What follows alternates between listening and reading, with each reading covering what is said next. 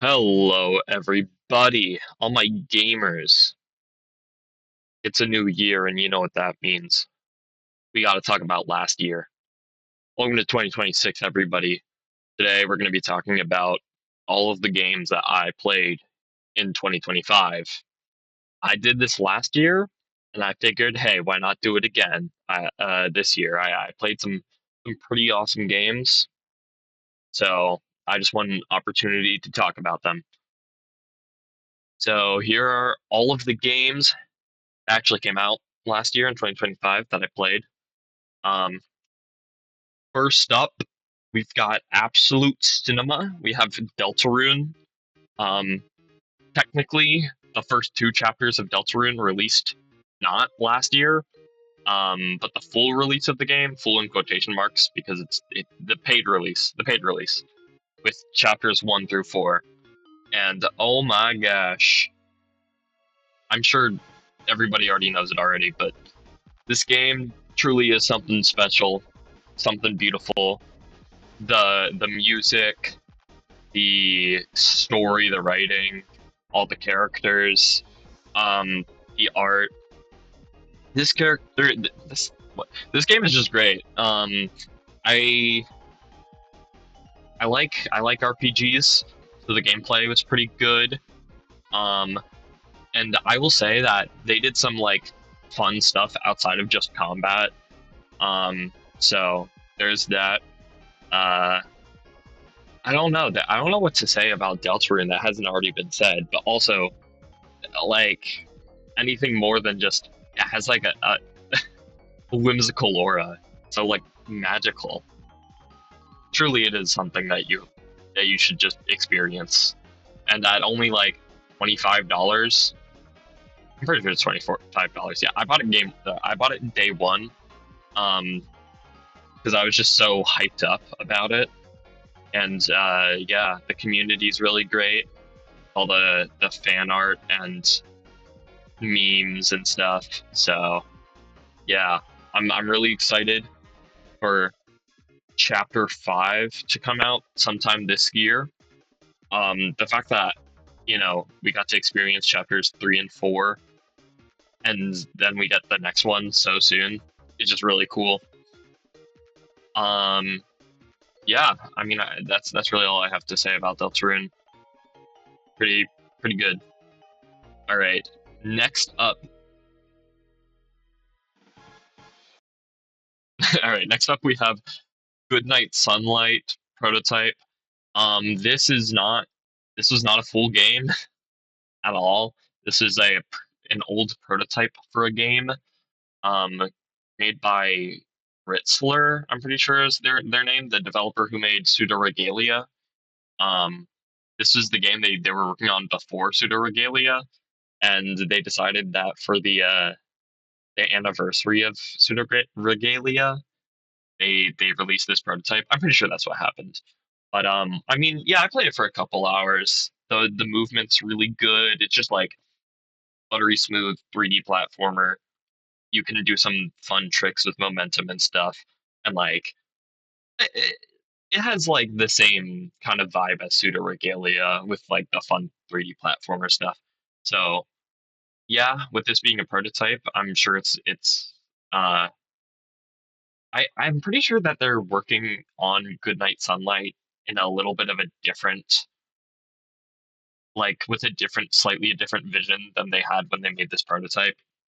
So I'm excited to see whatever that will become, because Pseudo Regalia definitely kicks ass. So seeing another another game from the same person, I'm definitely excited for. All right, we got Peak. This is an actual game that came out this year. Um, I played it for a little bit, a couple hours with some friends.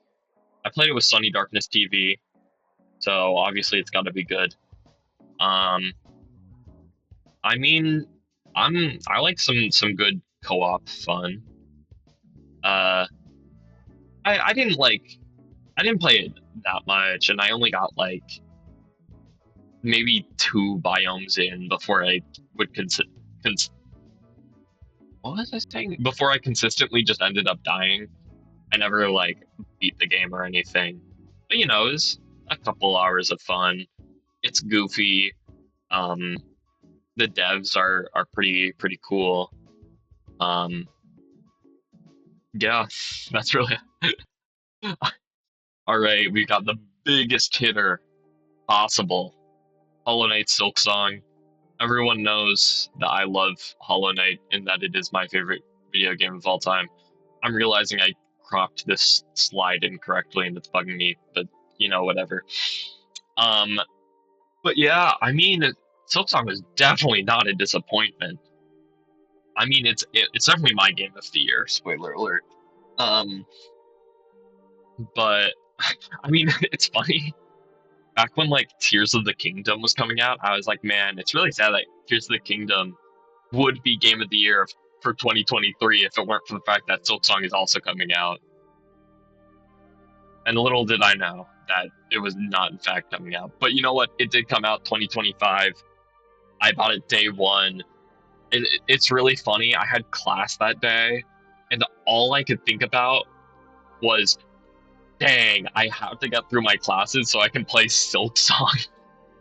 And it's true, I did. I bought Silk Song at like 11 a.m. my time, and then I just had to, like, I had like an hour before I had class, and I was like, I could play an hour of Silk Song right now, but I know that if I do, I will not think about class at all. So, anyways, yeah, I put like 140 hours on this game. I mostly played it on Nintendo Switch Lite, and it's a very good game to play handheld, I will say. I mean, it's just big, and you can adventure around.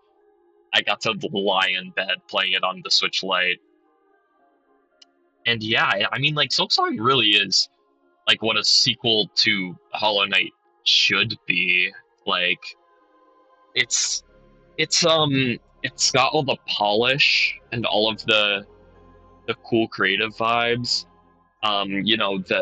The artwork is great, the music is great, but it has the polished gameplay and movement you would expect.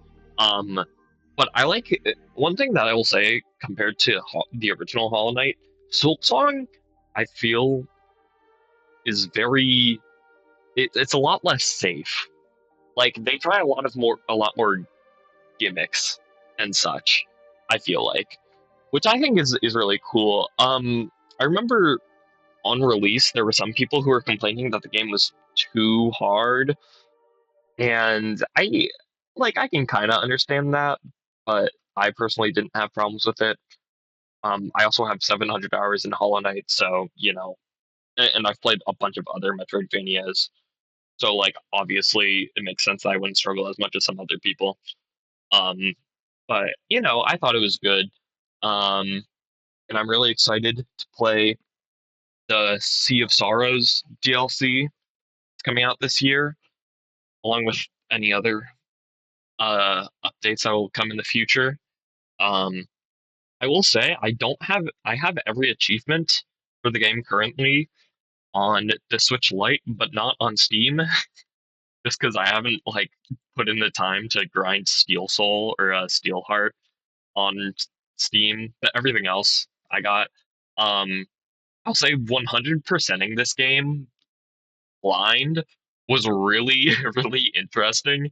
I I think well I did most of it blind, and then when I got stuck, I would ask my friend who was also playing the game blind. I was like, "Hey, do you know how to get to this area?" Uh, like there were some areas that were like in trailers, and I'm like, "How do I get to that?" And stuff like that. And the game just felt like it went on forever when I was trying to 100%. I like I'd be like, "Oh, I feel like I'm close to 100%," and then I found like three new areas. I'm like, "What is going on?" And then I mean, I think this game has been out for long enough that I can say some spoilers. And if you don't want spoilers for Hollow Knight Silk Song, I guess feel free to skip forward a bit. But oh my gosh, that reveal for Act 3 was crazy. I totally wasn't expecting it. I will say I was thinking like, huh, it's kind of weird that the game started out saying Act One, and then there's like an Act Two, obviously. And I was kind of like, you know, if you're just gonna have two acts, defining them as acts doesn't make as much sense as a three-act structure. I was kind of like, is there gonna be a third act? And then I beat the game. I was like, oh, I guess there's not. And then I got like the Silken Soul quest or whatever. I was like, oh, okay, here's how you get an alternate ending. I was like, and then I did it or whatever. I was like, okay, that was pretty cool. And I load up the game, see the main menu screen with my save file entrenched in void. I was like, what the hell? And it was like the greatest reveal ever. I went from saying that the game had some flaws to saying it was the greatest game ever made within legit like an hour. I was Act Three is so phenomenal. Um, so yeah, I mean, I think Silksong just has like mountains of content, and I found really all of it enjoyable. Like even like the areas that people say they really didn't like, I still found enjoyable, even if they were sometimes frustrating. Um, so yeah, Silksong I would say right now I would still probably rate the original Hollow Knight higher than Silksong, but I'm sure that'll change, especially as I just have more experience with Silksong and it gets more expansions and stuff. I'm sure that it will probably become my favorite game. But as for right now, I'm gonna stick with Hollow Knight. I just think that the safer approach that I said it took maybe sticks a little bit more with me right now. But I'm sure like once Silksong gets expansions and a working randomizer, I will play the shit out of that. So yeah, that's my take on Silksong. Okay, we got Pokemon Legends ZA. Of course, I'm a big Pokemon fan. Fun fact, I pre-ordered this game at GameStop and then picked it up at a midnight release. It was really funny. I did go to a midnight release, and I may have dragged one of my friends into it as well. I was like, "Yo, I'm pulling up to GameStop for a midnight release of Pokemon. You want to come?" And they're like, "Yeah, sure, I guess." So yeah, shout out Alice for that. Um, but yeah, this game, this game kind of kicks ass. The music is good, which is I say about a lot of video games, but I really did enjoy the music, um, for a lot of mostly just the big fights. But I mean, like the general vibes were good as well. Um, I like the new megas. I will say I'm very easily pleased. But like I like all the new megas. Some of them are really goofy. Some of them are cool. I like to kind of balance there. I liked I like the gameplay of this game. Like the game loop is pretty good. I liked it more than Legends Arceus, I would say. And I liked the DLC was pretty cool. Even if like this game is a little bit grindy, but I really don't think it's that grindy. And I feel like Legends Arceus was probably around the same amount of grindy with having to level up your ranger level or whatever. So like it really didn't bother me. And like if I'm playing Pokemon, even if I have to play it a while before I get to the next plot point or whatever, I'm enjoying it because the game is fun. So that's my hot take is that I like playing Pokemon. Yeah, I don't know if this is a game that I'll like turn on every now and then, like Pokemon Violet currently is for me. Like I that is a game that I will just turn on. It's not on this slideshow, so I'll talk about Pokemon Violet real quick here. I didn't really do all that much. I did some like shiny hunting and stuff. I finally got a shiny Iron Valiant after wanting one for the longest time. Um, and it's really funny because I managed to get a shiny version of almost every Pokemon in the spawn. The Iron Valiant only spawns in one area in Pokemon Violet, and I got every shiny except in that area except for Iron Valiant. Before Iron Valiant, except for Doug Trio, which is really random. But like, I was getting Sableye and Lycanroc and Palmo and Grievard, and Iron Jugulus. It was funny. But yeah, I like Pokemon. All right, here's games that didn't come out in 2025, but I played them for the first time last year. Um, Number one, we got Balatro. I mean, this game came out 2024 and it did really well at like it was at the Game Awards and stuff, which is kind of how I got into it. So I played this in like January or something. I started playing it, and I'm sure everyone said this already, but Balatro kind of good. I think this is probably the roguelite that I've clicked with the most so far. Um, I will say I didn't play it like crazy amounts, but I want like what was I saying? I beat the game with all of with a bunch of the decks, and then did a couple of the like challenges and stake runs and stuff. Um, and yeah, I mean, deck builder roguelite is a good genre, I think, and Balatro does it very well. Um, I'm not like the best at it. I don't get like the crazy. I don't know all the crazy builds or whatever. Um, but you know what? It's really fun to just pop on, especially since it's on mobile. So I got it on my phone for like $5, and then I could just pop it on whenever I was bored. I may or may not have played this in the middle of a lecture a couple times. uh, what we got? We got Prince of Persia: The Lost Crown. This game, it's a pretty good Metroidvania. There's not. I feel like most Metroidvanias are indie, or like most of the ones that I've played. So playing like a high budget game like Prince of Persia: The Lost Crown, I mean like funded by Ubisoft or whatever. It's big budget. And you could tell it's really high production value. There's like I think the art is pretty good. Like the 3D models look pretty good. Um, and there's voice acting, which I don't get in a lot of games that I play. So that was pretty cool.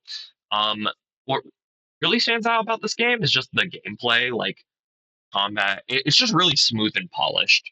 It has some good platforming, some good combat. I think mostly the combat I would say is the best thing about it. But um, yeah, I don't know. The areas in the game were pretty distinct and enjoyable to explore. The story was pretty good, I would say. I enjoyed it.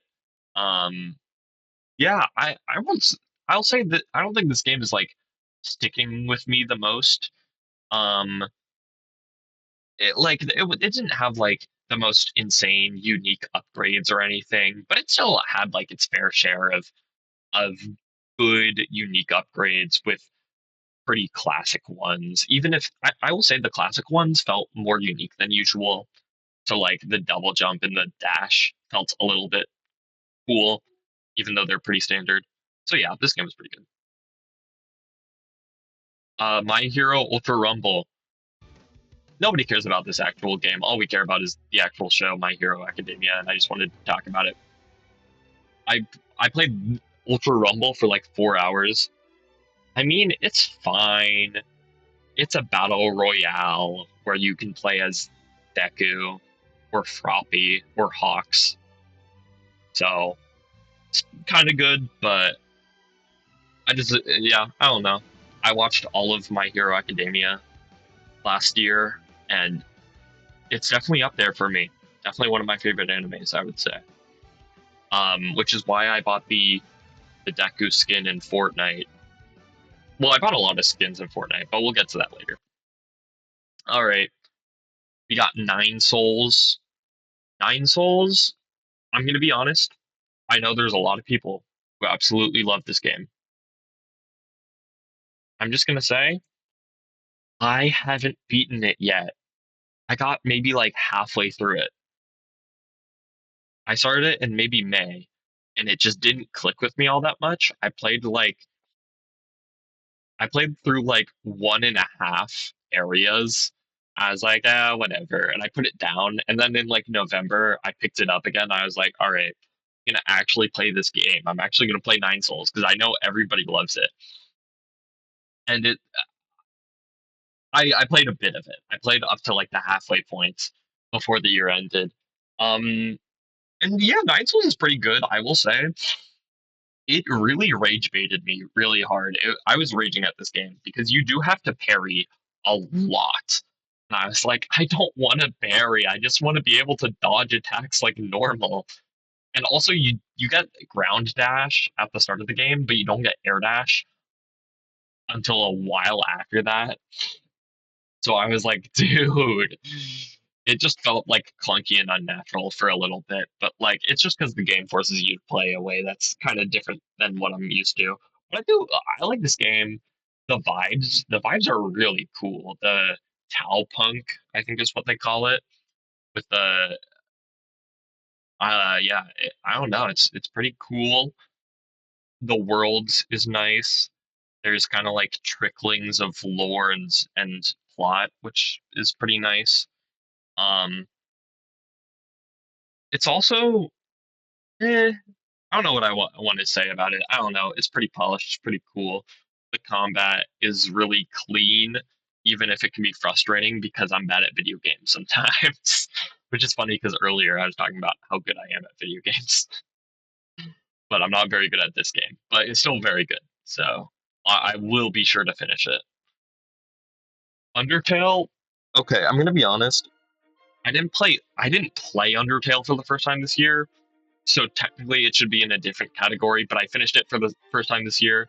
And when I first played it, it was like 8 years ago. So pretty much I played it for the first time. And obviously it's Undertale, it's good. I mean, great music, great characters, and the writing is really funny, but also like really sentimental and nice and cute.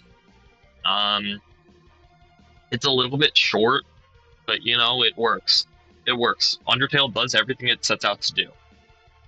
I I've heard people say that Genocide is too grindy, but I didn't really think that. Um, that being said, I didn't beat Sans, so I don't know. I haven't finished Genocide yet, but like I did True Pacifist. I did technically neutral because you have to do neutral in order to get True Pacifist, but I haven't played like any of the miscellaneous neutral routes. So, but I mean, Undertale rocks. The Going back with Deltarune, the community is really cool, and it's been around for a long time. So obviously, I've throughout the years seen a lot of fan content of Undertale. So yeah, shout out Toby Fox. We got Neon White. I played I played this in like October or November, and it kicks so much ass. I've had my eyes on it for a while because I like speed running and I like games that are good for speed running and stuff. And Neon White literally it forces you to speed run in order to get like medals and stuff to 100% or whatever. So I was all for it. And this game is it's just the game with the sauce. I don't know what to tell you. The music is so good and hype. Machine Girl fucking cooked with the soundtrack. Um, I've heard people say that the dialogue is unbearable, but I mean, I'm kind of a cheese lord myself, so I liked the cheesy dialogue, and I liked seeing all the character interactions, and the plot wasn't like anything special, but like it was serviceable, it was good. Um, yeah, I don't know. And the main thing about this game is, of course, just the gameplay, the movement, the abilities with all the different soul cards. I'm not even like that good at shooters or like aiming, but I found that with this game, I was able to start locking in and be like sniping enemies from across the map so that I could save time. I don't know. Neon White just kicks ass, and that's really all it needs to do. Yeah, if you like speed running or just 3D platformers, shooters, this is a game for you. All right. And now it's time for our new perspectives, like that one Panic at the Disco song. So these are the games that I didn't play for the first time last year, but I still played a fair bit of, in one way or another. All right, we got One Step from Eden. I started playing this at the end of 2024, and I only really played a little bit of it at the start of 2025. But I mean, this game, like I was saying with Balatro, deck builder roguelite, pretty fun. Um, I mean, the actual gameplay once you've after building your deck, and using your deck is a lot different in this than in Balatro, um, because this is fast-paced action. Um, and I haven't beaten it still. I tried. I got a couple good runs in. I but I just didn't beat it. And I really do want to at some point because I do like this game. I like deck building. I like I like poison, which is actually the one thing that makes Balatro a bad deck builder is that there's no poison mechanic. SMH. But yeah, One Step from Eden, pretty darn good. I gotta play it again. Um, all right, we got Fortnite. I talked about it a bit last year, but I need to tell you, I need to make a huge, an actually like massive confession. Fortnite was Silksong was my favorite game of the year. Fortnite was my most played game of the year. I played like I played over 200 hours of Fortnite on my Switch Lite. I know that's really sad, but I started in January and I fell for the Hatsune Miku scheme. They added the Hatsune Miku skins both in the music pass and in the item shop. And I said, you know what? I'm gonna buy Fortnite Crew and get all of the Miku skins. And I did that, and I was like, oh, I have Fortnite Crew. That gives me the battle pass. I might as well grind it to get my money's worth. So I think I legit got to maybe level 200 on the battle pass in of like chapter 6 season 1 within a month. I think I might have hit that. If not, I hit it in like 2 months, which is evil. I don't know why I grinded to not just level 100, level 200 to get all the bonus, like, alternate skins and stuff. That was really weird. But yeah, I played like 100 hours of Fortnite, I think, in the first month or so of the year. Well, by like the end of February or whatever, I had played like 100 hours of Fortnite, and then I went on to play Fortnite the whole rest of the year and pretty much max out every battle pass. It's really sad. I'm sorry, but I think I got level 100 or level 50 on the like half seasons for every season of Chapter 6, which was just the entirety of 2025. So yes, I played way too much Fortnite, and most of it was just playing solos. I played mostly Battle Royale, just like the current season, but I played um OG, I played some Reload. I think I mostly played I've been playing a lot of OG recently in the past like couple months. So yeah, I did play a little bit of creative. There was a little game called Miner Tycoon, and I may have played it for way too long, like at least 10 hours of this just mindless bullshit Roblox Tycoon. And then it got deleted, which was probably a good thing because I spent way too much time on it. But mostly, I just played it because it's mindless and because my friend had played it, and we were talking about like like you get like 8 quadrillion stone or something. It was like the most absurd game ever. Um, yeah, but anyways, I played a little bit of Fortnite Festival, just a little bit though. Mostly just like when I was grinding XP, I was like, oh, look, here's some more weeklies I can do, and I played like a tiny bit of Lego Fortnite. I think I called my world Miku Minecraft because I was playing with the Miku skin. Um, and if you thought that me buying Fortnite Crew one time was bad enough, I think I bought it another month and then also spent like $30 on V-Bucks or some shit just so that I could A, get a bunch of Battle Pass stuff, um, and B, get the entire or get the, like every all of the hero skins of My Hero Academia in Fortnite because they were in the item shop. I was like, all right, yeah, unfortunately, I do have to buy this. So I got Deku and Uravity and Bakugo and All Might. I only I used All Might for a bit, but now I like exclusively use the Deku skin. So you know what? At least I use one of the skins that I bought. But I'll tell you what's even more. Those skins I bought, as well as the Miku skins, I used those in thumbnails for my YouTube videos this year. So you know what? It was pretty much a business expense. Yeah, that's right. I'm turning crippling Fortnite addiction into a business strategy. I'm sure everybody who clicked on my Maddie's Whimsicott League Season 2 videos clicked on them exclusively because Deku and Miku Fortnite were on the, the thumbnail. It was really, really stupid.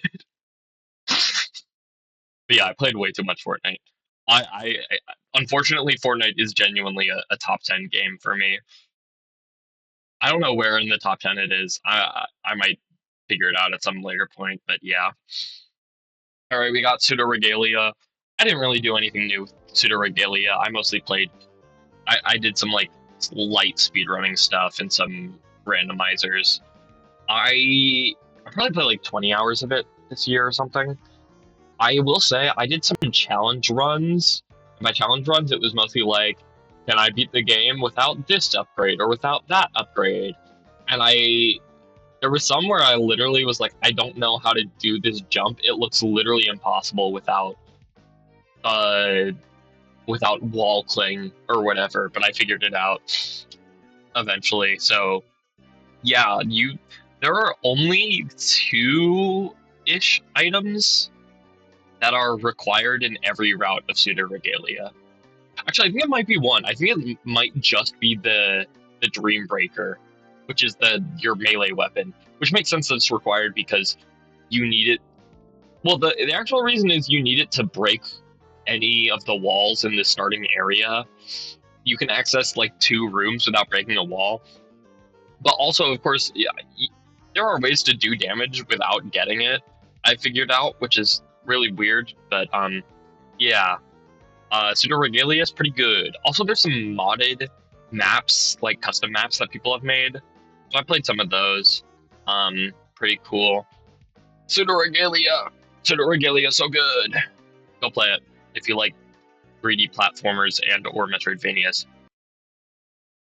Cassette Beast. This was another game I originally played in 2024, but this got some free updates, like DLC updates. So I played a wee bit of it.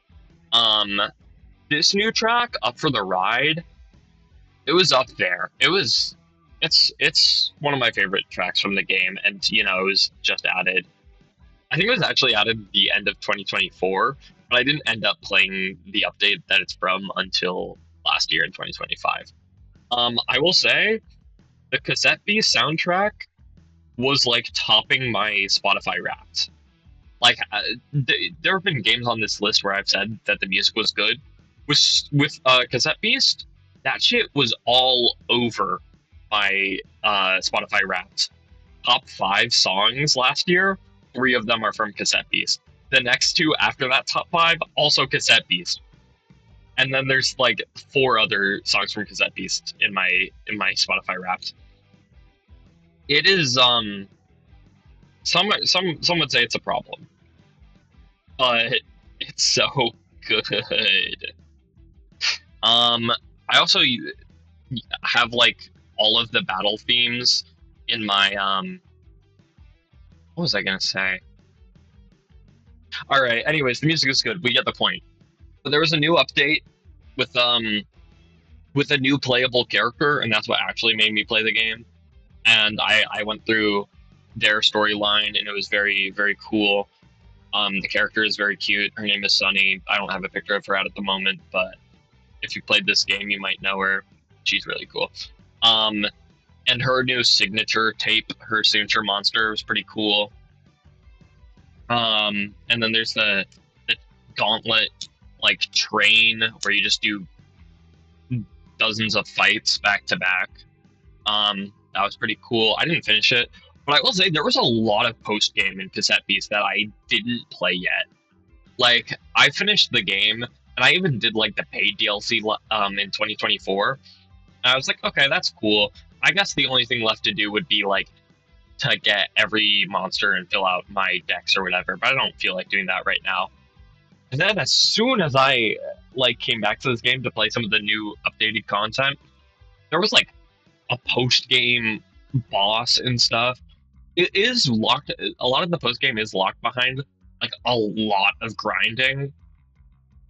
So there's that. But cassette piece is good. If you want to hear me talk more about it, then I talked about it in my video about games I played in 2024. All right, Celeste. Everyone knows Celeste is an amazing game. This is also a top 10 video game. And I say that with pride, not shame. Um, I did. I think I mostly just did the seasides this year, and they're so fun because they're short, but they're really hard. So, like, they're like 3 rooms long, and I would spend like an hour and a half on it on each of those seasides. And I mean, the game has great music. The story is phenomenal, but I mean that I didn't really experience any new story stuff. So, um, just know that it's one of the best 2D platformers of all time. The movement and the level design is just phenomenal. So yeah, Celeste is pretty damn good, and the seasides were a happy addition for me. On top of all of the content that the game already had, with the 9 whole chapters with and 8 of them having B sides, with a bunch of like optional collectibles and stuff. Oh my gosh, Celeste is great. All right, Minecraft. I mean, what can I say? I played like 1 or 2 servers with friends, probably totaling like 30 hours or something. So like nothing crazy, just kind of the normal amount of Minecraft that you play in a year. I have mixed feelings with Minecraft, but overall, pretty fun game. Yeah. All right, we're here with the big gun, Pokemon Showdown. This was literally everything I uploaded last year was Pokemon Showdown. With oh, okay, wait, never mind. That's not true. My games that I played in my 2024 gaming log went up last year, and much earlier in the year than this one did by like 2 weeks. So I apologize for that. But other than that, it was just Pokemon Showdown videos. I'm gonna get more specific with what Pokemon Showdown I played, but guys, I mean, if you've watched the channel, you know. All right, we have 35 pokes. I didn't upload anything about 35 pokes this last year, but I did play it. Um, it's in case you don't know what it is. You generate 35 Pokemon, or sorry, they generate 35 Pokemon randomly each month, and it is a metagame where only those 35 Pokemon are allowed. So what, no matter who you're facing, they're going to be using a combination of those 35, and so are you. And it's like it's all about like limited choices and making things work, and getting Pokemon that usually don't have a chance to shine a place where they might be more useful than usual.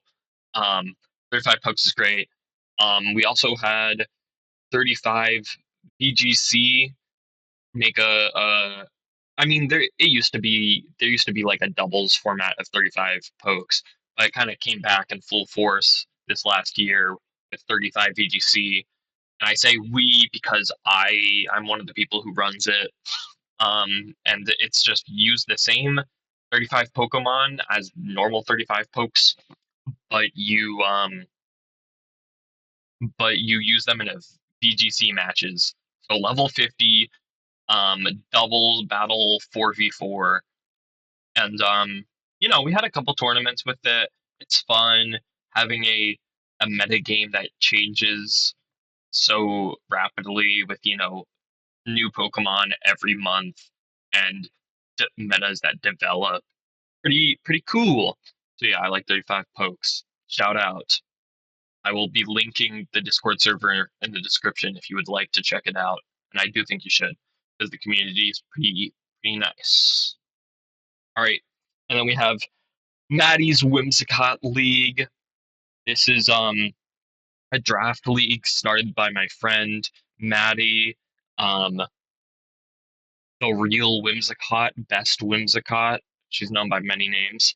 Um and it's a national Dex VGC draft league, and we are currently on our third season. I say we because I play in it, but also because I am one of the moderators. Um, and it's pretty awesome. Everybody who goes into making it work, shout out, huge shout out to Maddie herself, to Frandy who makes our really great draft documents, Google Sheets that we use to input all of our information. Um, I've used a bunch of them in the past, and these are definitely the best ones I've touched. Are anything that Frandy makes. Um, Shout out to all the other moderators. I know Saki Dude is really useful. So yeah, if you want to check out Maddie's Whimsicott League, make sure to check the description below. I'm currently playing season 3. We we did in fact play 2 whole seasons last year. It started in like March of 2025, and we're going strong in our third season. So yeah, I have a bunch of videos uploaded about it. Um, yeah, I don't know what to say other than shout out and check it out.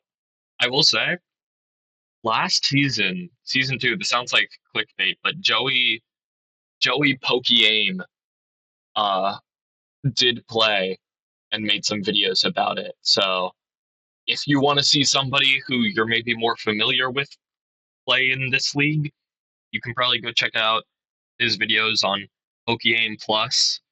Um, yeah. Um, I don't know.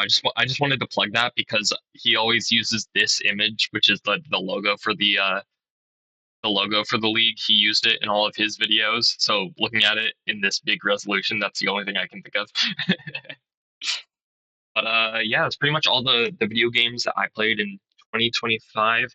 Thank you guys for watching and listening to me ramble about all the cool games I played. Make sure to leave a like and leave a comment about your favorite game that you played this year, or if you played any of the same games as me, um, and you just want to shout out.